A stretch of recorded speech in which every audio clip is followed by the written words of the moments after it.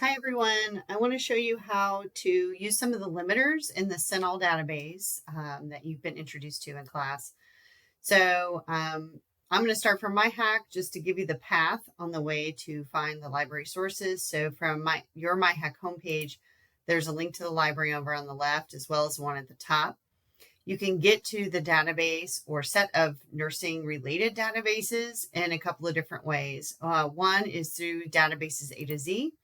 If you know the name of the database you're looking for, you can just click on the letter that corresponds with the start of that. We also have the ability to limit by subject, and you can scroll down here and click on nursing, search, and you'll be given a lot of the databases that relate to the field of nursing. Sometimes they cover multiple subject areas, so just want to be aware of that. Another way is to go in through research guides and go to the nursing guide, and you'll see a guide that I created for the nursing program. From here, you can get into article databases and you will see the databases that I recommend that you use to take a look.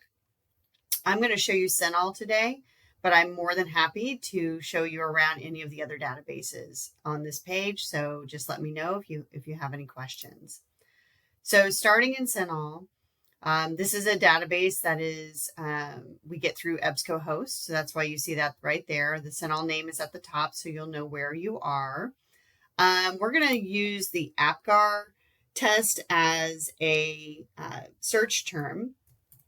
So I'm going to type that in. You don't really have to worry about whether it's capitalized or not.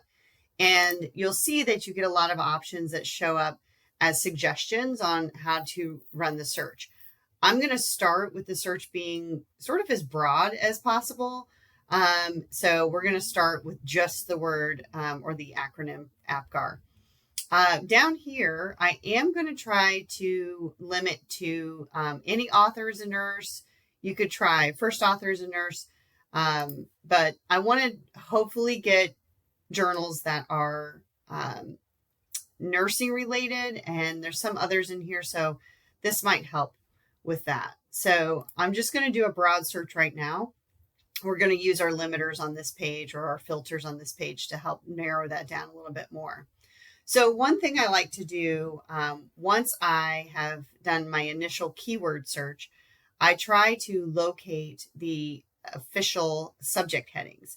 So you'll see here, even in this first article, that the APGAR score is highlighted, and that's pretty consistent throughout them. So that is the official subject heading. And I am going to click on that. I want you to see how this changes. So our results right now are 134 with finding articles where the APGAR acronym is just mentioned somewhere.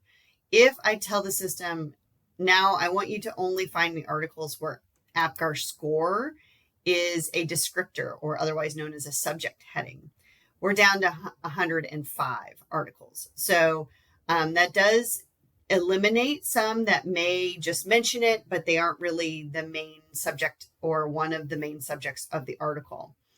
The other thing you may want to do while you're in here is think about the type of journal that you're looking at. Most everything that's going to be in here is going to be academic journals, but you will see things like continuing education units, possibly dissertations. So you can go in and just eliminate those other items by clicking on academic journals. The other thing is thinking about how far back in the research you want to go. 12 months, 5 years, 10 years. I'm going to pick 5 years and see what we get here. So now we're down to 15 results. So quite a few were knocked out. I'm just curious, what would 10 years do for us? 39. So it would open it up a little bit more.